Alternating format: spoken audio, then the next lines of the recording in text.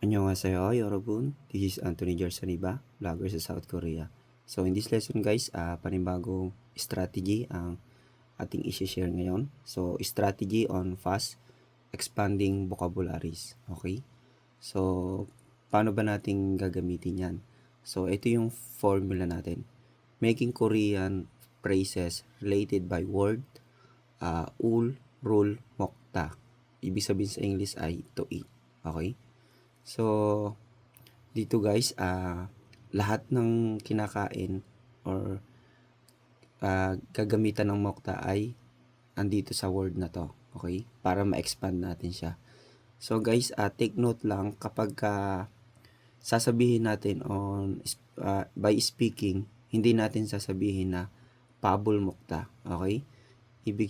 Pag isusulat lang po yan. Pero pwede rin naman siyang sabihin kung batang-bata yung kausap ninyo. Pero pag matanda, better na i-conjugate natin siya sa high formal, okay?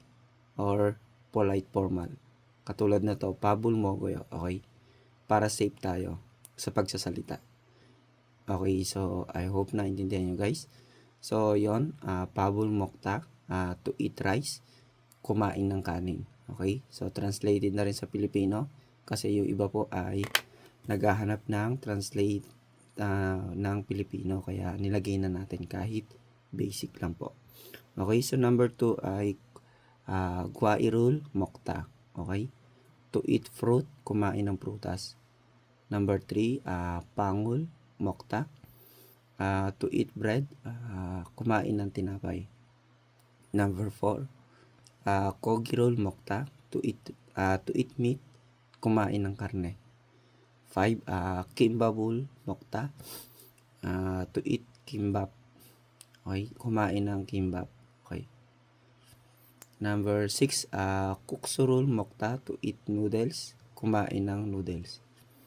Number 7, ramyunul mokta, to eat ramen, kumain ng ramen.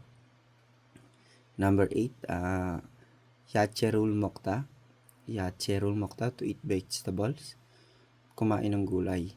Number 9, sengsonul mokta. Sengsonul mokta ay to eat fish or kumain ng isda. Number 10 is dichoturul mokta. To eat dessert, kumain ng dessert. 11, achimul mokta, to eat breakfast, kumain ng umagahan. Number 12 is jomsimul mokta, to eat lunch, kumain ng tanghalian. Number 13 is yung jonyokul mokta, to eat dinner or kumain ng hapunan. Number 14 is yung kanshigul mokta, to eat snack or kumain ng merienda. 15 ay yung ice creamul mokta, to eat ice cream, kumain ng ice cream. Okay? So, ganyan guys yung paggawa ng Korean phrases. Okay? So, ito ay mga useful Korean phrases guys na magagamit natin sa EPS topic. Lalo na sa mga fill on the blank. Ganito yung makikita natin or yung isasagot natin. Okay? So, napaka-importante niyan guys. So, basic pa lang po ito. Marami pa pong Korean phrases na mas mahihirap pa po dito. Kaya, mas marami pa tayong pag-aaralan na Korean phrases na naka-conjugate sa ibang grammar.